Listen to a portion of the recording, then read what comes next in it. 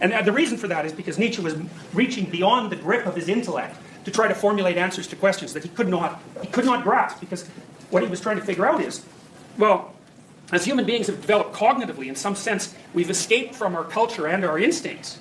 And when we're embedded in our culture and our instincts, we're embedded unconsciously within a religious framework. It's the framework of presuppositions from which we emerged.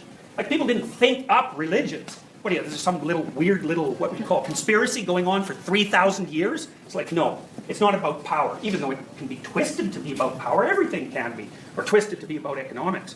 It's about fantasy. You know, you look inside a European cathedral, all you see is fantasy. It's in brilliant lights portrayed everywhere. It's trying to say something to you.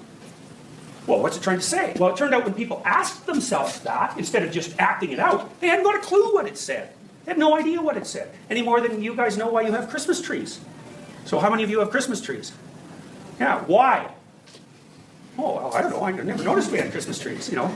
No, but my point is that in a culture, you follow the customs because that's what you do. But then when you wake up a bit, you think, well, you're just like a Piagetian child who is taken out of the game and forced to look at it. It's like, well, why are you playing that game and what are the rules? Well, I never thought about it before. Well, as soon as people started to think about the games they were playing, it was often because they encountered other people who apparently thought differently, you know. So if you're like a marauding Christian and you go into the East and all of a sudden you come up with a Buddhist and he's smart, it's like you two have big problems, right? Because you're smart and he's smart and you don't think the same way, at least apparently, you don't think the same way at all. So even if you say, well, those Buddhists, you know, we should just wipe them out, it doesn't matter because their thoughts are already there and they've been working on them for like a couple of thousand years, and whether you like it or not, they're going to make you think. And once you start thinking about your religion, you're in trouble. And so that's the situation we're in right now. So Jung took this problem that Nietzsche had posed seriously, because Jung was caught up quite dramatically in the events of Nazi Germany. Now, you know, when we think about Nazi Germany, we think, of course, that it was perfectly obvious that the Nazis were the perpetrators and that, you know, everyone else was the victim, and that if we were there, we would have clearly seen that, and we wouldn't have been Nazis. And it's like, that's not true. That isn't how it worked, because these things happen slowly. They sort of happen piece by piece. You know, we started seeing a similar thing happen, I think, after the Twin Towers fell in New York. You know, it's like people gave up 5-10% of their civil liberties in like a month. You know, and it was okay. It was like, it wasn't okay. It wasn't okay. And it just shows you how easy that sort of thing can start. You know, the Germans were under tremendous stress in the 1930s. Their whole economy blew out. They had to like take wheelbarrows full of billions of marks to buy a piece of bread. Their currency fell to zero. Unemployment was staggeringly high. They were paying off debts like mad because of the First World War. And there was a real threat that the communists were going to start a revolution. It's like, you don't have problems like that. So the Germans had no idea what to do, you know, and Hitler was a canny person with a brilliant sense of drama. I mean, he was a master of dark fire, that guy. And I think his unconscious fantasy was, let's see how much we can destroy before we die in the purifying flames. That was Hitler. So, and he was a compelling person, and the fantasy that he had in the back of his mind, I'll tell you how that developed at one point. It was a very hard thing to escape from. And that's why the Germans became Nazis. This was like magic that had emerged, and it was black magic. So Jung was very interested in this because he was in the Germanic-speaking areas of the world when this happened, and he felt himself pulled very strongly by what the Nazis were doing, especially in the early stages of the development of the political platform, because things did stabilize. You know, and then they stabilized before they went completely out of control. And of course, looking in retrospect, you can see the seeds of what eventually transpired to become such a catastrophe. But at the time, it was by no means self-evident that such a thing was going to occur, especially given all the other horrible things that were likely to occur.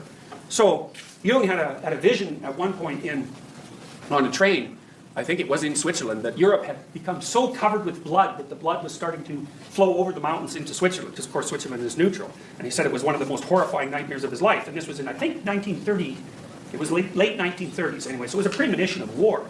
And he spent a lot of time trying to understand, well, if you weren't going to become a fascist and worship the state, and you weren't going to become a nihilist and worship nothing, what in the world were you going to do exactly to orient yourself? And how would you protect yourself against the attractions of blind state identification, for example, or the attractions of nihilism? You know, you might say, well, nihilism has no attraction at all because it says to you, everything is irrelevant, nothing you do has any importance, because that's nihilistic, basically. Well, what's the psychoanalyst would say, What's the secondary gain from that? Like, yeah, you say that's what you believe, and maybe you even act it out. And you also say, well, you've come to that conclusion through, a rational process of deliberation. But the psychoanalyst would say, it's kind of convenient that also alleviates you of all responsibility, isn't it? And it kind of sheds a little dampness on your claim to pristine cognition as the driving force behind your adoption of that theory. It's like the patriot who claims that, the reason that he's kicking someone in the head is because he's patriotic. It's like, no. You're patriotic so that you can kick someone in the head and still look at yourself in the mirror in the morning. It has nothing to do with rational deliberation. And so the psychoanalysts, and Jung was like this in particular, they're always extremely skeptical about people's rational claims about their commitments to ideology, and rightly so. One of the things Jung said that I love, he said some things that were so brilliant, was that people didn't have ideas. Ideas had people. And when you think that it's like, I think this is so funny, it's like Dawkins' idea of the meme. Some of you, how many of you read Dawkins? Yeah, okay, so Dawkins has this idea of meme. It's so funny to read Dawkins because he's like 20% of the way to being a Jungian without even knowing it. And so he's produced this idea called meme, which is they're ideas. A meme is an idea that sort of has an independent existence, in a sense, because it can infect different minds or move from mind to mind. And he kind of thinks of it more like a fad. Well, the archetypes are memes, except they're no fads. They're memes that have lasted for like 20,000 years, or maybe 20 million years. We have no idea how old they are. And Jung got where Dawkins was going, 50 years before and 200 stories deeper. So it's so funny to read Dawkins because what he is searching for has already been figured out by Jung, but he's so prejudiced against any kind of religious thinking that there's no way he'll ever find it. So one of the things Jung did was he deeply studied the substructures of thought. So for Jung, we talked about Piaget a bit, and we said, for Piaget, you kind of built your brain from your body upward. Brilliant idea, so smart. But Jung has a lot of Piaget in him. It's more implicit. But for Jung, not only was the substructures of your thought biological, and so therefore based in your body, but your body was also cultural and historical. So partly because you're an evolved creature, and so God only knows what's in there. 3.5 billion years worth of weirdness that you can draw on, or that can move you where it wants to move you. But also, you're being shaped by cultural dynamics all the time. And human beings in particular, we're just watching each other like mad all the time to see what we're up to, what people think of us, how we should be behaving, are we being boring, are people attracted to us? It's like we're social right to the core. And that's another way that you can understand an archetype. It's like part of the archetype is that we are social to the core. So we're interested in other people, and more if you're extroverted, and less if you're introverted. But it doesn't matter. By the standards of, say, solitary animals, we're so social it's just unbelievable. And so that's built in. It's built in. What's built in is that you find that interesting. That's the archetype. The archetype is whatever it is that makes you find that interesting. It's beyond your control. Like if you're extroverted, you're interested in people. You didn't decide that. It decided it for you. The question is, what is it? Well, it's your brain, your limbic system, whatever the hell that means. We don't know what that means. We have no idea how your brain produces consciousness. I'm dead serious. We haven't got a clue. And what that indicates to me, since we've been hacking away at it for, say, 400 years, is that the way we think about consciousness is wrong. Because we're not getting anywhere. We've got a long ways with lots of things. We're not getting anywhere with consciousness. Okay, so back to the archetype. Because I can tell you how these things arise to some degree. So you're interested in other people, say. And so you're interested in them because they're unbelievably useful resources, right? Because they know things, they have resources that you want. Plus, you want even subtle things from them. You want their attention, you want to play with them, there's all sorts of things that you need and want from other people. So these social interactions are incredibly valuable and informative. But the information is interesting because part of what every single person is constantly broadcasting to every other person is how to behave.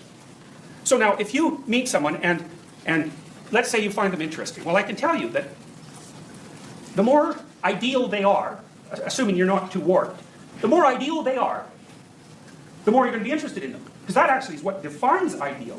As you become ideal, you could say that is also the same as becoming high status. As you become ideal, then you're interesting to people. So that's interesting, because what that means is that you can read off people's interest to find out when you're deviating from the ideal. And they don't even know what the ideal is. The ideal is that to which their attention is inexorably drawn. And they're always telling you when you fall short of the ideal.